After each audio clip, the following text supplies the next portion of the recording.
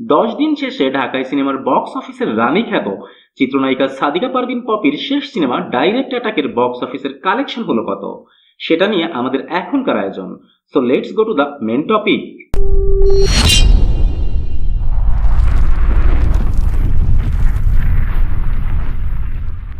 অনেকটা পর্দার আড়াল থেকে হঠাৎ করেই ডিরেক্টর সাদেক সিদ্দিকী সমস্ত সিনে পর্দার আলো নিজের করে নিয়েছেন।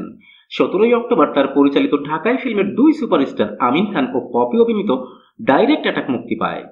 2021 সালেই এই মুভি মুক্তি পাওয়ার কথা থাকলেও কোনো এক অজানা কারণে এই মুভির মুক্তি এতদিন আটকে ছিল। আর মুক্তি পাওয়ার পর থেকেই সিঙ্গেল স্ক্রিনগুলোতেই মূলত মুভির ব্যবসা যতটা না আশা করা হয়েছিল তার থেকে দ্বিগুণ ব্যবসা করে যাচ্ছে আমিন খান ও পপির এই শেষ সিনেমা ডাইরেক্ট অ্যাটাক। প্রথম সপ্তাহের ন্যায় দ্বিতীয় সপ্তাহে ভালো রেসপন্স পাচ্ছে দর্শকদের কাছ থেকে। 7 দিন শেষে মুভির ঢালিউড বক্স অফিসে টোটাল নেট কালেকশন ছিল 48 লাখ টাকা।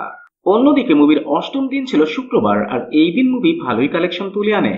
শুক্রবারে মুভি নেট কালেকশন তুলে আনে 4 লাখ টাকা, বাট নবম দিনে মুভির কালেকশন হিউজ ড্রপ হয়, আর শনিবারে মুভি কালেকশন তুলে আনে মাত্রই 2 লাখ টাকা। আর আজ ছিল মুভি মুক্তির 10ম দিন, আর আজ এই মুভি কালেকশন তুলে আনে মাত্রই 1 লাখ টাকা। আর 10 দিন শেষে পপি ও আমিন খান অভিনীত এই ডাইরেক্ট অ্যাটাকের দেশীয় বক্স অফিসে টোটাল নেট কালেকশন গিয়ে দাঁড়িয়েছে 55 লাখ টাকাতে।